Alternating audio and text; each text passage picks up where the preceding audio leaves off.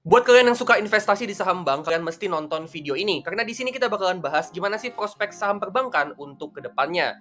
Nah, sebelum kita mulai, jangan lupa kunjungi channel page Todopedia karena di situ udah banyak banget konten-konten menarik tentang saham dan pastiin kalian subscribe dan tekan lonceng supaya kalian terus up to date sama channel ini. Terus juga jangan lupa cek produk yang gua tag di kiri bawah, siapa tahu itu berguna buat kalian. Oke, langsung aja kita mulai.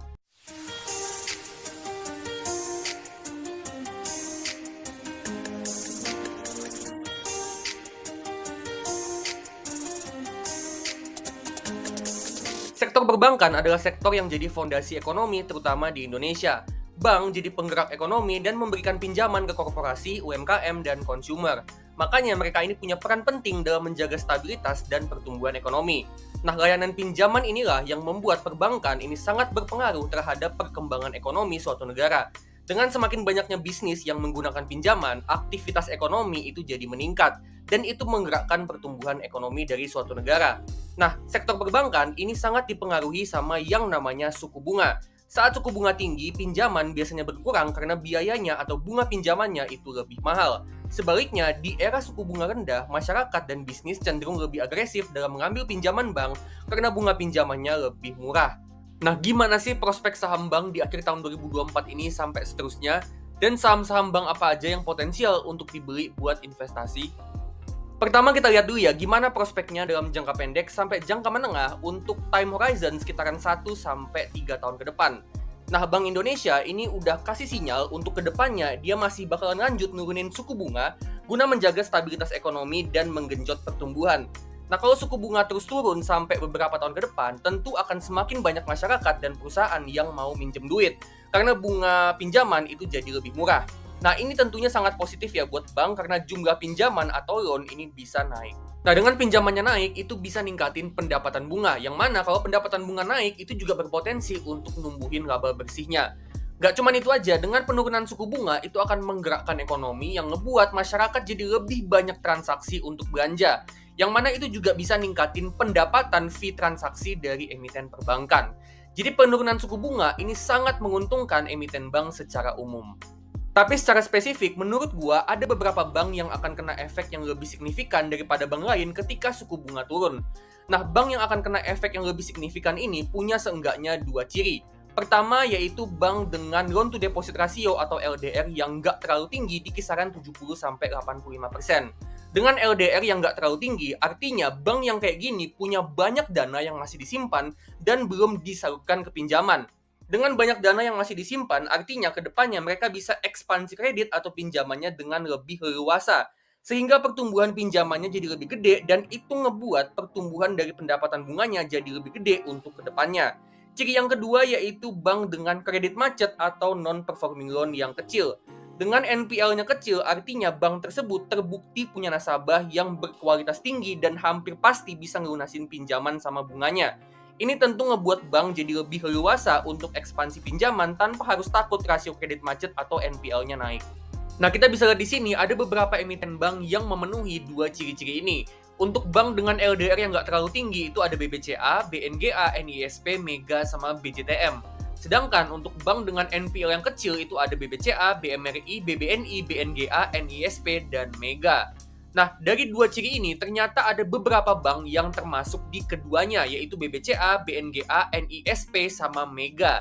Jadi bisa dibilang emiten-emiten bank inilah yang menurut gua akan kena efek positif yang paling signifikan dan itu bisa jadi ngebuat sahamnya punya potensi upside yang gede untuk kedepannya.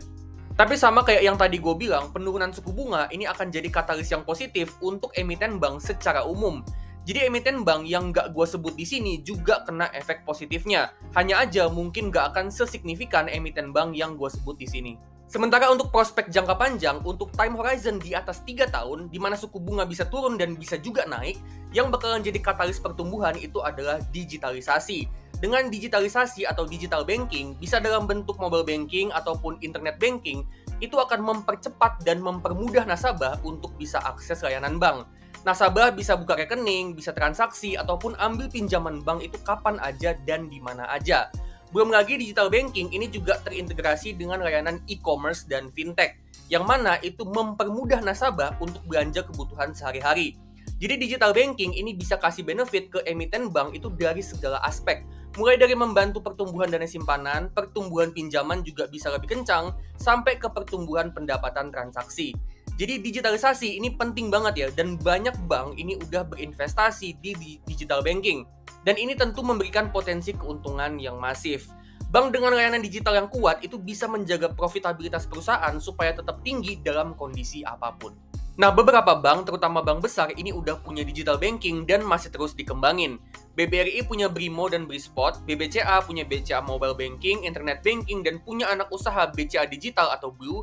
BMRI punya aplikasi Livin by Mandiri dan Kopra by Mandiri. BBNI punya aplikasi Wonder dan juga punya bank digital yang jadi anak usahanya yaitu Hibank. BNGA punya aplikasi Oktomobile dan NISP punya aplikasi Nyala. Nah, emiten-emiten bank ini juga terus investasi ya untuk ngembangin digital banking mereka dan tentu ini jadi prospek jangka panjang untuk bisnis mereka. Overall, gimana prospeknya saham bank untuk kedepannya? Dalam jangka pendek sampai menengah, ini akan kena katalis positif dari suku bunga yang trennya akan turun. Di mana itu akan ngebuat orang lebih banyak ambil pinjaman dan itu bisa numbuhin pinjaman, pendapatan, dan labanya bank. Sedangkan dalam jangka panjang, digital banking ini akan jadi katalis pertumbuhannya bank dalam jangka panjang. Karena dengan digital banking, layanan perbankan itu bisa diakses dengan lebih mudah, yang mana itu bisa numbuhin pinjaman, dana simpanan, dan transaksi. Nah, saham bank apa aja yang jadi stok pick gua? Yang pertama itu adalah saham bank blue chip atau perbankan the big four, BBCA, BBRI, BMRI, sama BBNI. Dengan kinerja bisnisnya yang bagus dan stabil, pertumbuhannya juga bagus dan masih terus ngembangin digital banking, 4 saham bank ini tentu jadi pilihan utama. Terus selain itu juga ada bank yang potensial yaitu NISP, BNGA, sama BJTM. Yang mana 3 bank ini punya loan to deposit ratio yang nggak terlalu gede dan rasio kredit macet atau NPL-nya juga cukup bagus. Dengan begitu, kedepannya ya 3 bank ini bisa ekspansi pinjaman dengan lebih leluasa. Terakhir ada bank potensial lainnya yaitu BBTN. Dengan adanya rencana ya pemerintahan Prabowo Gibran untuk ngebangun 3 juta rumah dan mau hapus pajak perumahan, itu bisa berpotensi ngebuat permintaan rumah akan naik dan itu ningkatin kredit KPR yang mana itu akan menguntungkan buat BBTN. Oke, jadi itu dia ya prospek saham bank buat kedepannya. Nah, kalau menurut kalian gimana nih? Gimana sih prospek saham bank dan saham bank apa aja yang bagus buat investasi jangka panjang? Nah, kalau kalian punya opini lain, silahkan diskusi di kolom komentar. Siapa tahu itu bisa jadi insight buat gua dan buat penonton lain juga. Nah, kalau kalian suka sama video ini, klik like, bagiin ke teman-teman kalian, dan kalian juga bisa kasih super thanks untuk ngebantu channel ini supaya bisa terus bertumbuh. Disclaimer ya, ini bukan ajakan untuk jual dan beli, tapi ini cuma opini dan analisa gua aja. Keputusan ada di tangan masing-masing dan tetap do your own research. Oke, kalau gitu gue pamit dulu dan sampai ketemu di video selanjutnya.